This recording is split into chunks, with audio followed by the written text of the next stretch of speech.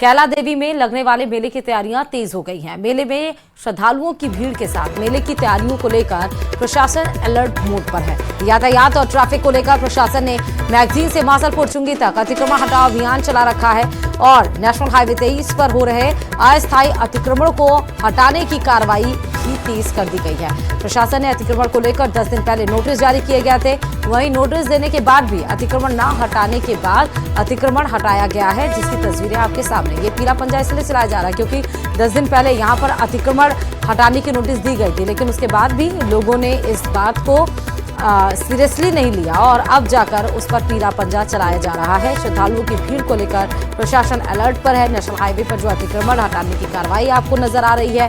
करौली में ये सब इसलिए हो रहा है क्योंकि कैला देवी का जो मेला लगता है, जिसकी तैयारियां अब जोरों शोर से चल रही हैं और तैयारियों के बीच में जो भी चीजें अड़चन पैदा कर रही हैं उन सब पर एक्शन लिया जा रहा है।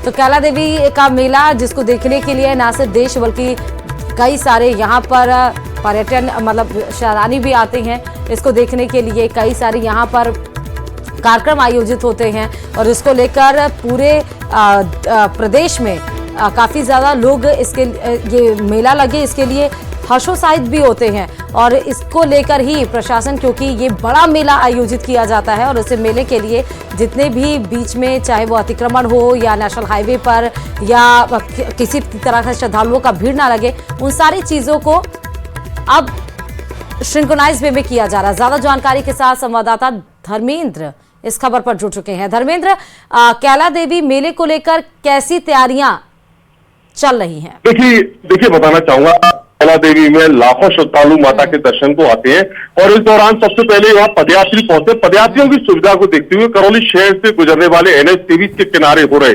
अस्थायी अतिक्रमणों को हटाने की कार्रवाई की जा रही है। इसके लिए पहले 3 दिन का नोटिस जारी किया गया था और आज सुबह से ही नगर परिषद, पुलिस और प्रशासन की 3 टीमें बनाकर शहर के मैगजीन से लेकर मासापुर चुंगी तक अलग अलग स्थानों पर अतिक्रमण हटाने की कार्रवाई शुरू की गई थी।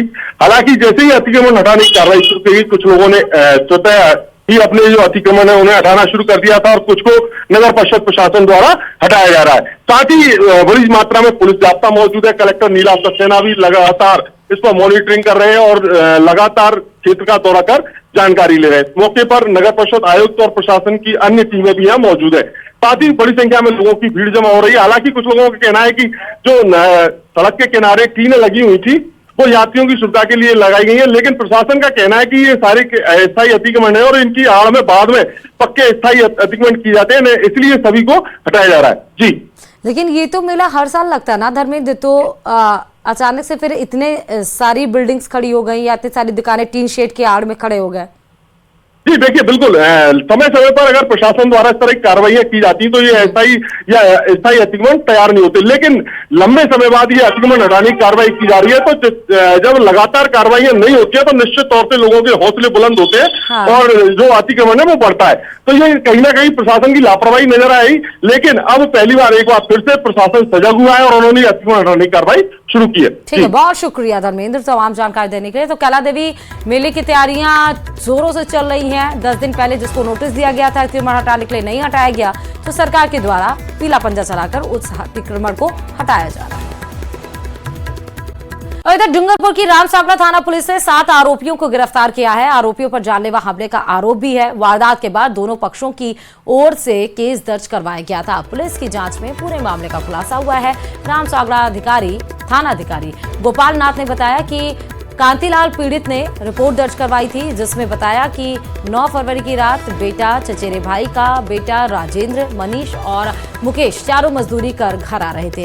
रास्ते में बदमाश क्रूजर जीप लेकर आए और उन्हें रोककर मारपीट शुरू कर दी। वहीं शोर सुनकर जब वो वहां गए तो उनके साथ भी मारपीट की गई। वहीं दूसरे पक्ष ने भी खेत में ले जाकर मारपीट करने की रिपोर्ट दर्ज करवाई है। थाना अधिकारी ने बताया कि मामले में दोनों पक्षों के 7 आरोपियों को गिरफ्तार किया गया है।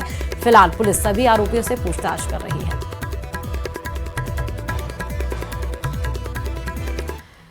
इधर पाली की देसुरी तहसील में किसान सम्मान निधि योजना में 1.5 करोड़ रुपए का गड़बड़झाड़ा पाया गया है। दरअसल प्रदेश के बाहर के 4,793 खातों में करीबन 1,51,24,000 रुपए ट्रांसफर किए गए हैं। मामले को लेकर देसुरी तहसीलदार हरेंद्र सिंह चौहान ने देसुरी थाने में एफआईआर दर्ज कराई है। तहसीलदार हरेंद्र सिंह ने बताया कि पीएम किसान आईडी पर किसान वार्षिक जो भौतिक सत्यापन के दौरान लगभग 32,000 फर्जी ऑनलाइन आवेदन मिले हैं और संदेहास्पद होने पर आवेदनों की जांच दिसंबर 2020 में कराया गया, जिसमें ज्यादातर आवेदन पश्चिम बंगाल और बिहार के मिले, जिनके खाते नंबर भी बाहर के हैं। जिसके बाद का पटवारी से भौतिक सत्यापन कराया गया, जिसमें से लगभग 20,000 किसानों को जनवरी 2021 में अपात्र घोषित कर दिया गया, जिसमें राजकीय राशि का दुरुपयोग हुआ और तहसीलदार ने थाने में मामला दर्ज कराया है, जिसको लेकर देसुरी पुलिस ने मामला दर्ज कर जांच शुरू कर दी है। बताते चले कि साल 2019 से लेकर 2020 में ये गड़बड़झाड़ा हुआ है। एक प्रॉपर माध्यम से जांच होकर फिर अप्रूवल में जाते थे। फिर कुछ सिस्टम चेंज हुआ, उसमें ये डायरेक्ट कोई भी खातेदार, काश्तकार या आवेदक अपने मोबाइल से या किसी दूसरे सोर्स से भी इसको अप्लाई कर सकता था। अप्लाई होने के पश्चात वो जो पहले चैनल था वो फॉलो नहीं होकर वो ऑटो अप्रूवल होकर बिना जांच के ही अप्रूवल होने लग गए थे, जिससे कि कुछ, क्योंकि अब चेक नहीं रहा उसके ऊपर, तो कहीं कुछ या तो हैक हो गया आईडी या अदरवाइज भी कुछ बाहर के राज्यों के जो यहाँ के काश्तकार नहीं थे उन्होंने अप्लाई किया और वो कुछ काफी बड़ी 15,000 की संख्या थी शायद उस टाइम, 19-20 की बात है ये वर्ष। तो उनको जिनको लाभ नहीं मिलना चाहता उन काश्तकारों ने इसका लाभ उस टाइम ले लिया था, जिसके खिलाफ अभी जांच करके उस टाइम पता चला तो इनके जो लाभ थे या उनके नाम इसमें हटवा दिए गए थे, परंतु कुछ तो लाभ ले ही लिया था उन्होंने। उसके संदर्भ में यहाँ पुलिस थाने में, देसुरी पुलिस थाने में एफआईआर दर्ज कराई है, ताकि उनके खिलाफ जो भी पैसों का हुआ है उसमें कार्रवाई की जाकर सरकारी राशि जो गई है उसको वसूला जा सके। और चलिए बड़ी खबर आपको बताते चले, कोटा पुलिस को बड़ी कामयाबी मिली है। पुलिस ने शातिर बदमाश रुद्रेश मीणा उर्फ आरडीएक्स आखिरकार उसको गिरफ्तार कर लिया है। बता दें कि पुलिस ने आरोपी रुद्रेश मीणा पर 5,000 का इनाम भी घोषित किया था। आरोपी के खिलाफ पहले से 6 मामले दर्ज हैं। पुलिस ने आरोपी को उदयपुर से गिरफ्तार करने में सफलता हासिल की। आरोपी ने पिछले दिनों सोशल मीडिया पर वीडियो वायरल कर पुलिस पर गंभीर आरोप लगाया था। रुद्रेश मीणा ने कहा था कि पुलिस मेरा और मेरे दोस्त प्रीतम का एनकाउंटर करना चाहती थी, हम सरेंडर करना चाहते थे, लेकिन पुलिस ने मकान पर दबिश दी और इस दौरान मौके से भाग गया मैं, लेकिन प्रीतम पर पुलिस ने दबाव बनाया और गोली चलवा दी, जिसमें प्रीतम की मौत हो गई। फिलहाल महावीर नगर और बोरखेड़ा थाना पुलिस पूरे मामले की जांच कर रही है।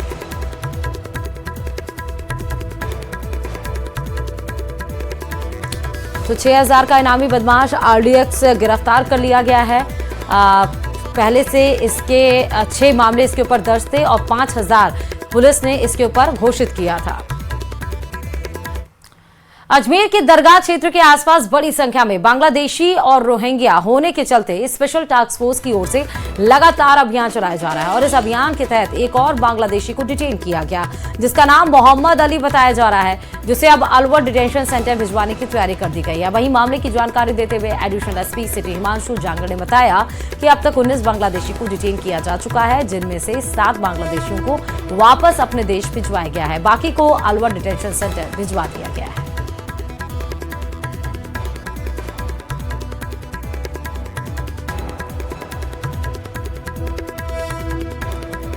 तो अजमेर से बड़ी खबर है, रोहिंग्या बांग्लादेशियों पर पुलिस की पैनी नजर है। बांग्लादेशी नागरिक को यहां पर डिटेन किया गया है।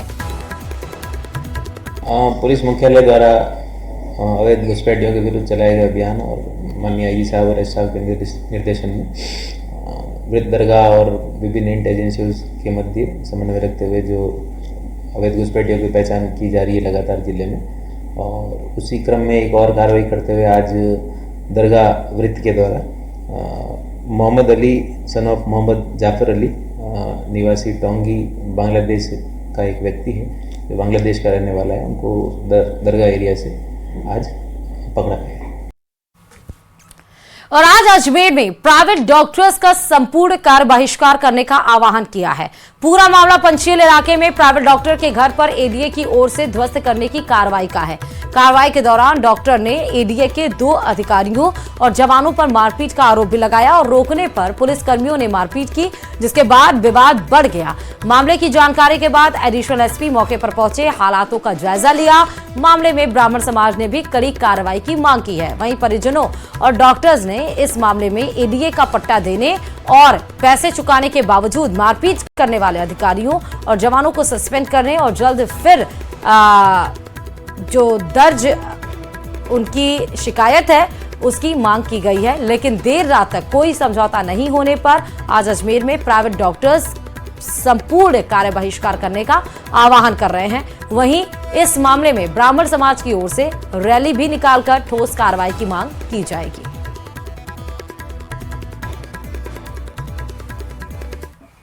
और चलिए अब बात कोटा से बड़ी खबर की। स्क्रैप कारोबारी पर ईडी की कार्रवाई पूरी हो चली है। दरअसल रेलवे के स्क्रैप ठेकेदार समीउद्दीन के घर पर ईडी किया सर्च ऑपरेशन जारी था। समीउद्दीन के विज्ञान नगर स्थित घर में यह कार्रवाई ईडी के द्वारा पिछले करीब 15 घंटों से की जा रही थी। लेकिन अब खबर इसमें यह है कि 15 घंटे से जो ईडी की कार्रवाई चल रही थी वो पूरी हो चली है। फिलहाल कार्रवाई को लेकर ईडी ने अभी कोई भी आधिकारिक बयान नहीं दिया है। स्क्रैप कारोबारी का घर हम आपको दिखा रहे हैं, जहां पिछले 15 घंटे से समीउद्दीन का यही घर है, जहां 15 घंटे से ईडी की कार्रवाई निकल कर चल रही थी, लेकिन अब ये पूर्ण हो चुकी है। और ईडी ने इसको लेकर अभी भी कोई आधिकारिक बयान नहीं दिया गया है कि स्क्रैप कारोबारी के घर से क्या कुछ डॉक्यूमेंट्स या कुछ ऐसी लीड उनके हाथ लगी है क्या जो इस केस को सॉल्व कर सके।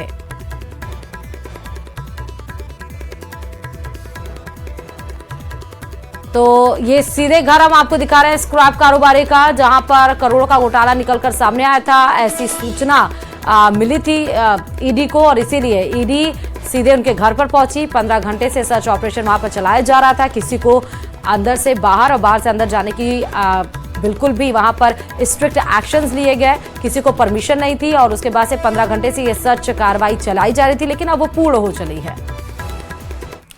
प्रदेश में फिर बदलेगा मौसम का मिजाज। बड़ी खबर आपको बताते चले, बारिश ओले गिरने का अलर्ट मौसम विभाग की तरफ से जारी किया गया है। इसमें शामिल है जयपुर, जहां पर 12 जिलों में आज फिर से मौसम बदलेगा। जयपुर समेत हम 12 जिलों की बात कर रहे हैं। बीकानेर में आज सुबह से बादल छाए हुए हैं। वेस्टर्न डिस्टर्बेंस के कारण मौसम का मिजाज बदल जाएगा, ऐसी बात मौसम विभाग की तरफ से की जा रही है। बीकानेर संभाग के 4 जिलों में बादल छाए रहेंगे। वहीं मौसम को देखते हुए किसानों के लिए भी चेतावनी जारी की गई है। कहा गया है कि मंडियों, खेतों में, खुले में रबी की फसल के जो रखी हुई है उसका बचाव कर लें, इंतजाम कर लें, ताकि किसी भी तरह का कोई नुकसान ना हो। क्योंकि अब रबी की फसल पक चुकी है, वो कटने के लिए खेतों में अभी तैयार है, लेकिन अगर बारिश हो जाएगी तो रबी की फसल को नुकसान हो जाएगा। इसलिए मौसम विभाग की तरफ से यह अलर्ट जारी किया गया है और इस वजह से बताया गया है कि वो अपने फसलों की हिफाजत खुद कर ले। और चलिए अब राजधानी जयपुर से भी बड़ी खबर है। विश्व वानिकी दिवस पर राज्य स्तरीय समारोह मनाया जा रहा है। सीएम भजन लाल आज मुख्य समारोह में मुख्य अतिथि के तौर पर शामिल होंगे और साथ ही मंत्री संजय शर्मा भी कार्यक्रम में शिरकत करेंगे। विश्व वानिकी दिवस पर पौधारोपण किया जाएगा। आरआईसी में सुबह 10:30 बजे ये समारोह होगा। 1971 में ये लिया गया था, जब यूरोपीय संघ ने उनका एक संगठन, एक समूह बैठा, जब उन्होंने ये सोचा कि कैसे पर्यावरण को बचाया जाए, कैसे पेड़ों को लगाया जाए, पेड़ों को ना काटा जाए। तब से एक संगठन पूरा बैठा यूरोपीय संघ का और उन्होंने डिसाइड किया कि 21 मार्च वो दिन डिसाइड किया गया जिस दिन वानिकी दिवस मनाया जाएगा। इसलिए विश्व स्तर पर इस दिवस को मनाया जाता है, जहां पेड़ों को सुरक्षित रखने के लिए, पर्यावरण को सुरक्षित रखने के लिए, पेड़ों को ना काटने के लिए, पेड़ों को हिफाजत करने के लिए ये दिवस बहुत ही ज्यादा महत्वपूर्ण होता है। और आज शीतला माता का त्योहार है और भीलवाड़ा में भी महिलाएं शीतला माता की पूजन के लिए मंदिर पहुंच रही हैं और माता रानी को ठंडे व्यंजन का भी भोग लगाया जा रहा है। कई प्रकार के ठंडे व्यंजन जो एक दिन पहले बना लिए गए थे, जो आज माता को अर्पित किए गए हैं और पूजा अर्चना करके सुख शांति की कामना की गई है। पूजा करने आई महिलाओं से बातचीत की है हमारे संवाददाता राहुल कौशिक ने। आप भी सुनिए। शीतला माता का त्योहार है और महिलाएं देर रात से ही माता जी की पूजा के लिए निकल चुकी है। हम खड़े हैं पेज के बालाजी में। सबसे पहले मैं आपको शीतला माता के दर्शन कराऊंगा। दर्शन के बाद आप देखिए किस प्रकार से यहाँ पर महिलाएं पहुंची है और माता रानी की पूजा की जा रही है। ठंडे व्यंजन एक दिन पहले बनाए गए थे और उसके बाद आज माता रानी को भोग लगा के इन व्यंजनों का आनंद लिया जाएगा। लगातार माता रानी को मनाने के लिए, माता रानी से अपनी मनोकामना पूर्ण करने के लिए लोग आगे यहाँ पहुंचे हैं, पूजा कर रहे हैं। कुछ महिलाएं हैं, बात करते हैं किस प्रकार से पूजन किया जा रहा है। आज के रोज हम सब ठंडा खाते हैं। माता रानी हमको ठंडक प्रदान करे, शीतलता प्रदान करे, सबको सुख रखे, शांति रखे। इससे सब शीतला माता की पूजा ठंडक के समय करते हैं। और हमारे यहाँ भीलवाड़ा में होली खेलने का भी आज ही चलन है। सब बाद में होली भी खेलेंगे और सब दिन भर ठंडा खाएंगे। ओलिया बनाने का चलन है। ओलिया बनाते हैं जिसमें मीठे चावल और शक्कर का दही डाल के बनाया जाता है। माता रानी से अपनी मनोकामना मानी जा रही है। कुछ महिलाएं हमारे साथ बात करते हैं। शीतला माता की पूजा करना है, क्या मांगा है माता जी से? बच्चों का स्वास्थ्य अच्छा रहे, घर में सुख शांति रहे, और क्या चाहिए। माता जी से हमने यही मांगा है और कहानियां सुन रहे हैं अभी माता जी की। और भी महिलाएं हम बात करते हैं। माता रानी से आशीर्वाद के रूप में क्या मांगा गया है? घर और परिवार की सुख शांति, धनधान्य से बेटे पोते सब खुशी रहे, सब अंधन का लक्ष्मी का भंडार बना रहे, सबका सुहाग भाग बना रहे और मातेश्वरी सबके ऊपर सुख शांति रखे। संसार में सबको समृद्धि और सुख संपत्ति दे। वीडियो जर्नलिस्ट अंकुश सनाटे के साथ राहुल कौशिक, न्यूज़ 18 भीलवाड़ा।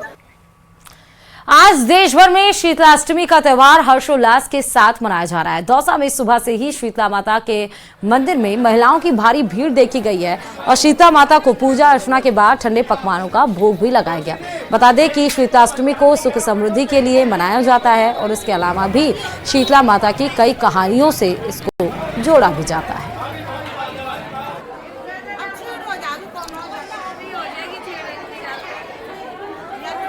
तो दौसा के मंदिर की सीधे तस्वीरें जहां शीतलाष्टमी का पर्व बड़े धूमधाम से मनाया जा रहा है। इधर जयपुर के शाहपुर समेत आसपास के क्षेत्रों में धूमधाम से शीतलाष्टमी पर्व मनाया जा रहा है। कस्बे के सैट काबास स्थित शीतला माता मंदिर में विशेष पूजा अर्चना का आयोजन किया गया। सुबह से ही बड़ी संख्या में महिलाओं ने विधि विधान से शीतला माता का पूजा अर्चन कर ठंडे पकवानों का भोग अर्पित किया और परिवार की सुख समृद्धि की कामना भी की है।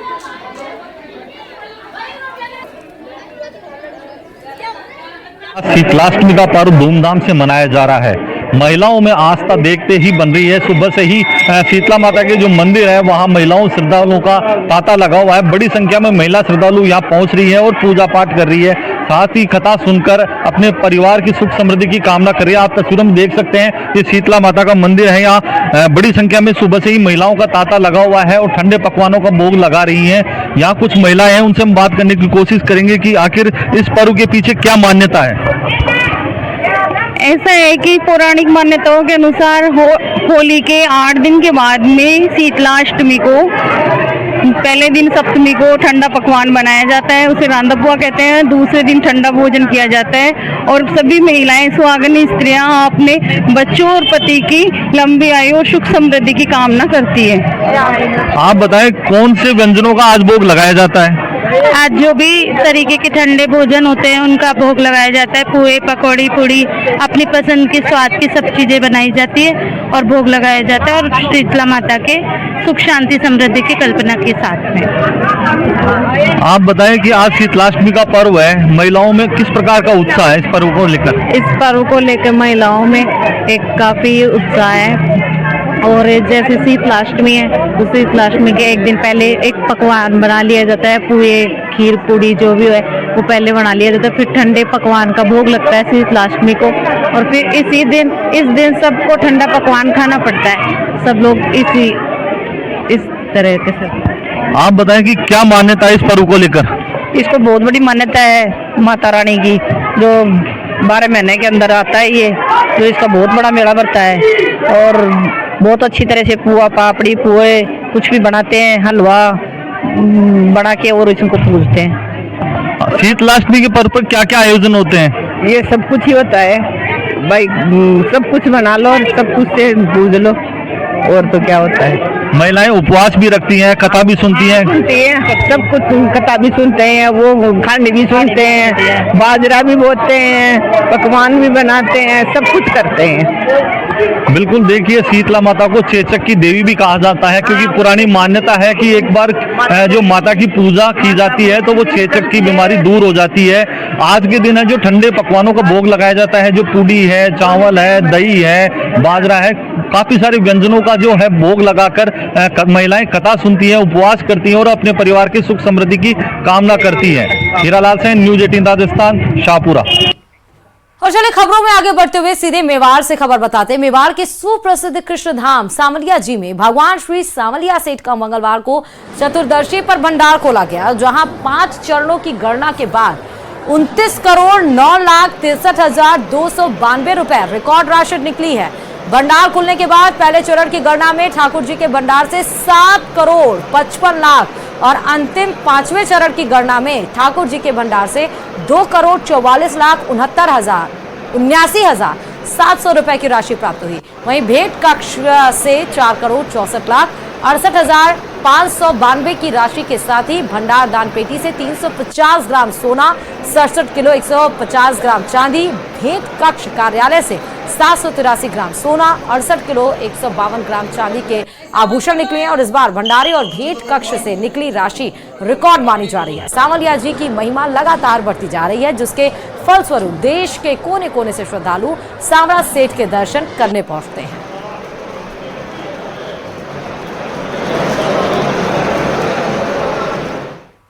और चलिए इसी के साथ ही राजस्थान लाइव में फिलहाल अभी लेता ही, बाकी खबरों के लिए देखते रहिए न्यूज 18 राजस्थान।